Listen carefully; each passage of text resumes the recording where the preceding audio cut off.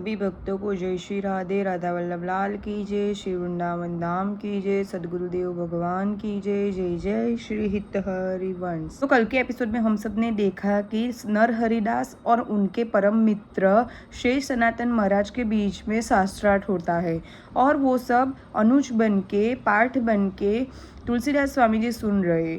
सब शास्त्रार्थ पूरे होने के बाद आचार्य जी संत तुलसीदास जी को सवाल पूछते हैं, अवतार क्या है, अवतार लेने की क्यों आवश्यकता होती है। भगवान के पास तो इतनी शक्तियाँ होती है, कोई भी मनुष्य में शक्ति प्रदान करके तो का नाश कर सकता है, पाप का सर्वनाश कर सकते हैं। तुलसीदास स्वामी जी ने बहुत गंभीरता से दिया, सोच के दिया। तो आज के एपिसोड में हम देखेंगे कि अवतार क्या होता है, ईश्वर को अवतार लेने की क्यों आवश्यकता होती है। आचार्य जी इस संसार में सभी मनुष्य परम पिता परमेश्वर की संतान है। एक पिता की दृष्टि में सभी पुत्र एक समान है। बिना आए सब कुछ कर सकते, प्रेम नहीं कर पाएंगे। बिना अवतार लिए भक्तों को कैसे गले लगाएंगे। जन कल्याण नाश दुष्टों का, धर्म स्थापना की करते। मुख्य हेतु अवतरण धरती पे, प्रेम दान कर दुख हरते। जैसे पिता प्रदेश बैठकर पुत्र गोद नहीं बैठा सके, बिन पास निज आए सूत के, उनको लाड ना लड़ा सके।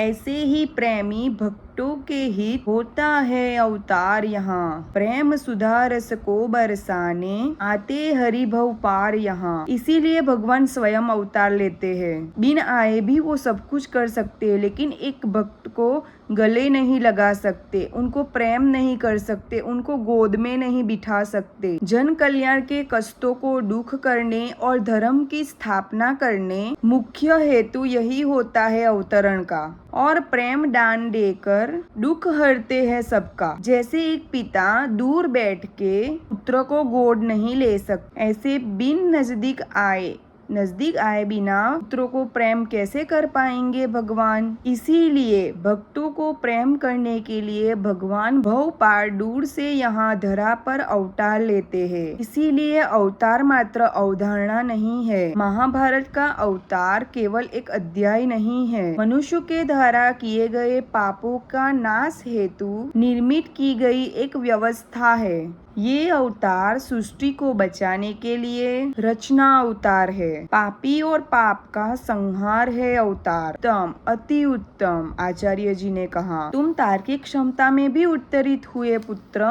बड़े बड़े विद्वान और ज्ञानी भी धर्म के मर्म को नहीं समझ पाए। तुम उन प्रसंगों को भी भांति भांति समझ गए हो और उनके मर्म को भी। गुरुजी, पिछले कुछ दिनों से मैंने आप गुरुजनों से ही सब कुछ सीखा है। अति उत्तम, यही तुम्हारी विशेषता है पुत्र। जिस ज्ञान को समझने के लिए, सीखने के लिए लोग जीवन और कहीं जन्म निकाल देते हैं, उसने तुम्हें बड़ी सरलता से अपने हृदय में उतार लिया है। पुत्र, मैंने तो पहले ही तुम्हें कहा था कि तुलसीदास मेरे सर्व शिष्यों में से श्रेष्ठ शिष्य है। आचार्य जी ने बोला, आज पुत्र मैं तुमसे बहुत प्रसन्न हूँ, प्रभावित हूँ। तुम्हारे अंदर अपार संभावनाएं दिख रही है। अब मैं मित्र आपसे आपके योग्य शिष्य को मांगता हूँ। मित्र, मैं आपका मंतव्य समझ नहीं पाया। मित्र नरहरि, मैंने आज तक ऐसा बुद्धिमान छात्र नहीं देखा। तुम्हारा शिष्य लाखों में एक है। तुमने उसे भली भांति शिक्षित किया है। अब उसकी शिक्षा में एक नया अध्याय जुड़ेगा।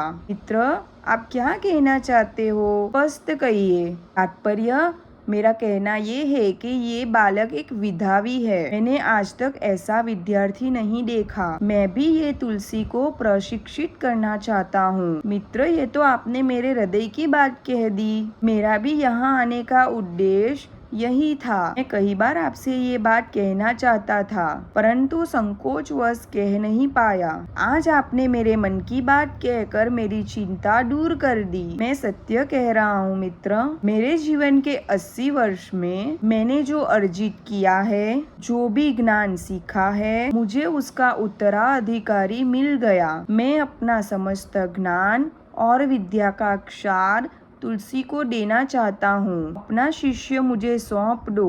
अहो भाग्य महादेव, मैं भी तो यही चाहता हूँ कि तुलसी आपके सानिध्य में और भी विद्वान बने, गुणवान बने, उसका चरित्र और भी निखरे। मित्र तुलसीदास ये सब सुन रहे थे और बोले, मुझे ये बात समझ नहीं आई, आप क्या कहना चाहते हो? चिंता मत करो तुलसी, तुम और भी वैदवी छात्र बनोगे। मेरे परम मित्र वैदिक गुरु आचार्य श्री शेष सनातन महाराज जी ने मेरे शिष्य को अपना शिष्य बनाने के योग्य समझा। मैं सदा ही आपका ऋणी रहूंगा। संसार तुलसी को मात्र नाम से ही नहीं परंतु की विद्वता से जानेगा। आपने सत्य कहा मित्र, एक अनाथ बालक समस्त संसार में तुलसीदास कहलाएगा। अवश्य, इसमें कोई शंका नहीं। अपने कर्म और गुणों से समस्त संसार में तुलसीदास के नाम से प्रसिद्ध होगा। मित्रवर, आपसे श्रेष्ठ तुलसीदास का गुरु भला कौन हो सकता है? मैं धन्य हुआ मित्र। फिर बात आई तुलसीदास स्वामी और नरहरिदास गुरुजी के वियोग का समय से सनातन जी के यहाँ श्रेष्ठ विद्या प्राप्त करने के लिए वहाँ रुकेंगे और गुरुजी काशी विश्वनाथ से प्रस्थान करेंगे। तो तुलसीदास जी बहुत रो रहे थे और नरहरिदास भी खुद बहुत रो रहे थे।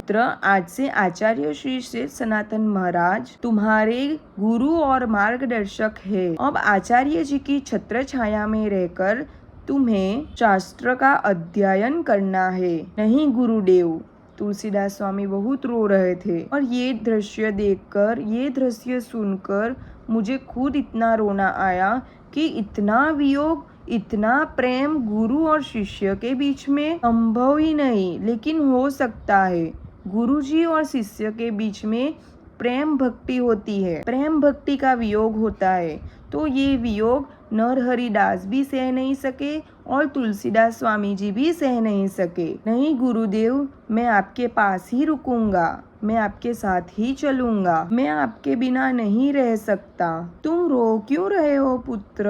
अपने उज्जवल भविष्य के निर्माण के लिए तुम्हें यहीं रहना होगा। अब आचार्य जी ही तुम्हारे गुरुदेव है। गुरुजी, मैंने अपने पूरे जीवन काल में पिता को नहीं देखा, किंतु पिता के रूप में, किंतु भोजन का निवाला मैंने आपके हाथ से खाया है। पिता के समान आपने मुझे सदैव हृदय से लगा के रखा है, ज्ञान दिया है, अनाथ को अपनाकर मेरा जीवन उद्धार किया है। मेरे लिए मेरे माता पिता और मार्गदर्शक आप ही हो गुरुदेव। मत जाओ, नहीं मैं आपके बिना नहीं रह सकता। बार बार तुलसीदास स्वामी नरहरिदास जी को बोल रहे थे, मत जाओ, मैं नहीं रह सकता। दोनों गुरु और शिष्य रो रहे थे। पुत्र, गुरु आचार्य जी भी यही दायित्व निभाएंगे, मेरे जितना ही तुम्हें प्यार और दुलार करेंगे। जब से आपने मुझे संभाला है तब से आप ही मेरे गुरु और माता पिता आप ही हो। आपके सानिध्य में मुझे जीवन का अर्थ समझ में आया, किंतु आपके बिना मेरा जीवन निरर्थ है। मत जाइए गुरुदेव। नहीं पुत्र, मिलना और बिछड़ना तो प्रकृति का नियम है, प्रकृति का जीवन चक्र है। आचार्य भी आज से तुम्हारी गुरु और मार्गदर्शक की भूमिका निभाएंगे। मेरा और तुम्हारा संबंध नहीं टूट रहा, हमारा संबंध आजीवन रहेगा। तो फिर मेरे और आपके बीच में विजोग क्यों गुरुदेव? पुत्र, ये विजोग भी आवश्यक है। हमारा संबंध टूट नहीं रहा, छूट रहा है। वैसे तो हमारा संबंध युगों युगों तक स्थापित हो चुका है। गुरुदेव, मुझे बार बार यही लग रहा है कि आपके बिना मेरा जीवन अधूरा है। मत जाइए गुरुदेव। श्री शेष सनातन महाराज जी तुझे प्रेम और दुलार के साथ साथ विद्या, ज्ञान और शास्त्रों का ऐसा ज्ञान देके कि भविष्य में तुम भगवान श्री राम के जीवन चरित्र को प्रशासित करोगे। इस संसार में तुम्हारा यश फैलेगा।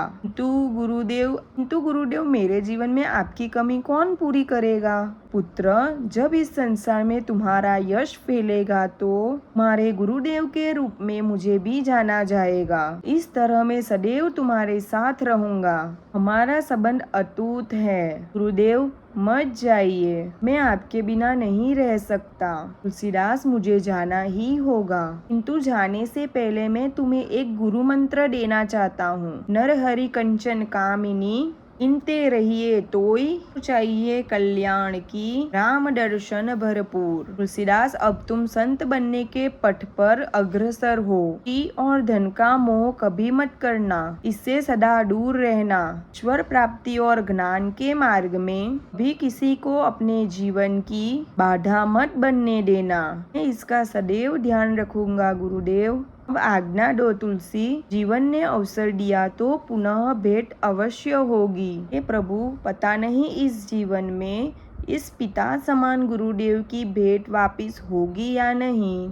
इसकी उंगली पकड़कर थाम लिया था हाथ, पिता समान गुरु का अब छूट रहा था साथ। मिलेंगे ना गुरुदेव कभी, तुलसी को आभास दूर हो रहे जैसे उनसे जीने की हर आस। गुरुवर, मुझसे आप सा मिला नहीं कोई स्वाध्याय, एक अनाथ को दे दिया जीवन भर का ध्येय। कहाँ विधाता देता है सबको ऐसा भाग्य, शिष्य जन्म सवार कर दिया उसे सौभाग्य। तुलसीदास स्वामी जी को ऐसा आभास हो रहा था कि गुरुजी अभी शायद मुझे कभी नहीं मिलेंगे, ये हमारी अंतिम भेंट है। तो क्यों ऐसा लगा?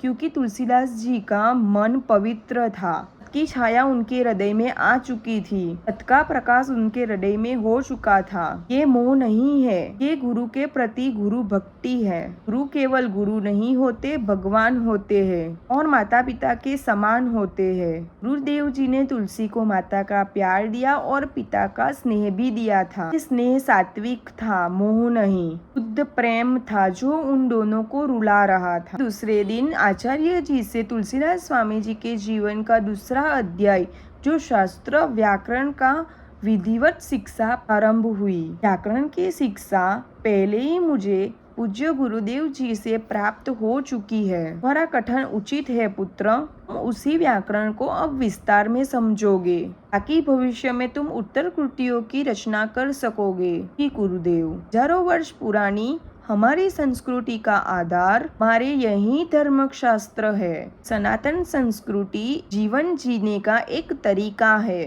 जिनसे मनुष्य कर्म के पथ पर चलकर दायित्व का निर्वाह करना सीखता है। गुरुदेव, हर मनुष्य का वेद शास्त्र और सनातन धर्म का अध्ययन करना आवश्यक होता है।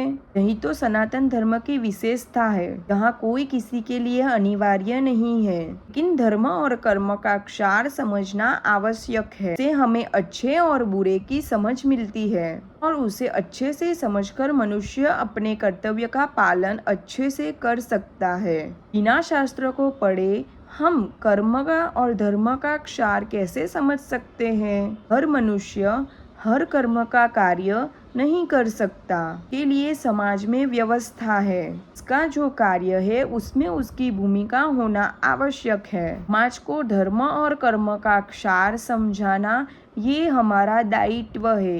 ये कार्य साधु संतों का है, हमारा यही कार्य है। हम मानव जाति को धर्म के मार्ग पर चलने के लिए प्रेरित करें। गुरुदेव, मेरे लिए क्यों ये आवश्यक है? ने पहले ही कहा है कि आवश्यक ये किसी के लिए नहीं है, तुम्हारे लिए भी नहीं। तुम्हारे भीतर जो क्षमता है, इन्हें नरहरिदास और मुझ जैसे संतों ने पहचाना है। हम अच्छी तरह से जानते हैं कि तुम समाज में धर्म का प्रचार और प्रसार बड़ी कुशलता से कर सकोगे। इसीलिए सर्वप्रथम तुम्हें पहले ईश्वर ने चुना है, के बाद हम मनुष्य ने और अब हम संतों ने चुना है। मैं अपने जीवन पथ का निर्धारण करना होगा।